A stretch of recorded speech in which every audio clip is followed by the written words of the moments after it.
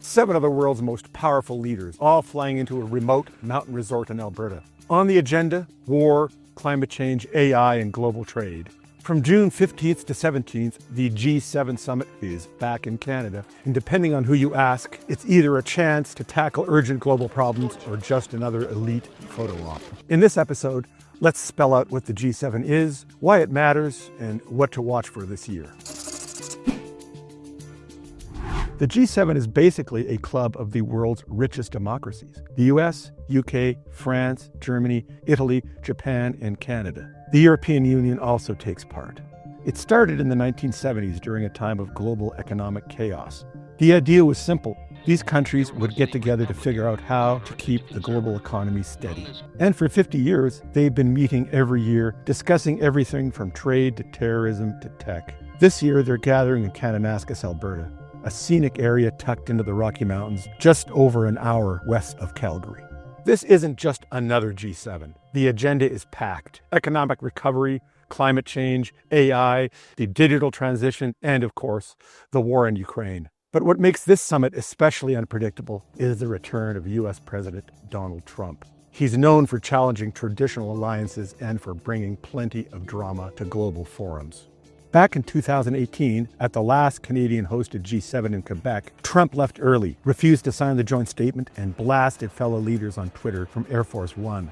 Since returning to office, he's rolled out new tariffs, taken swipes at NATO allies, and made controversial comments about Russia.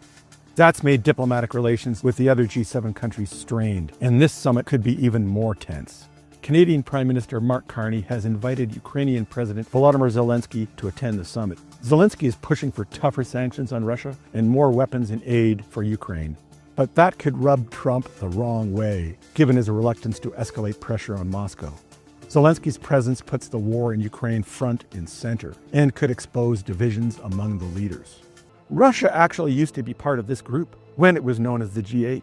But after invading Ukraine in 2014, Russia was kicked out. When the full-scale war broke out in 2022, G7 nations imposed sweeping new sanctions. Still, Trump has floated the idea of inviting Russia back, a suggestion that's been firmly rejected by the other members.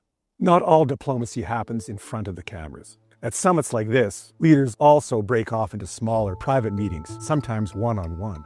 These quiet moments are often where real deals and negotiations happen.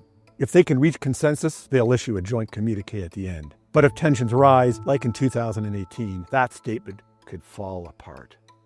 In the months leading up to the summit, foreign ministers met in Charlevoix, Quebec, and finance ministers and central bankers gathered in Banff.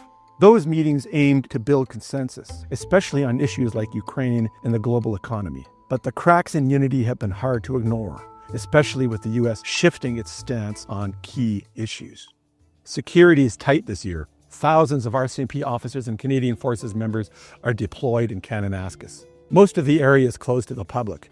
Designated protest zones are set up in Calgary and Banff, where over 1,400 journalists will be reporting from an international media center. Officials say the risk of a major incident is low, but this remains one of the largest security operations in Canadian history. So, does the G7 still matter in 2025? Critics say it's an outdated club of wealthy nations that doesn't reflect today's global power balance. With China, India, and the global south rising, some believe the world has outgrown the G7 model. But with wars raging, the climate in crisis, and AI transforming our lives, the decisions made here and the signals sent could have big impacts far beyond the mountains of Alberta.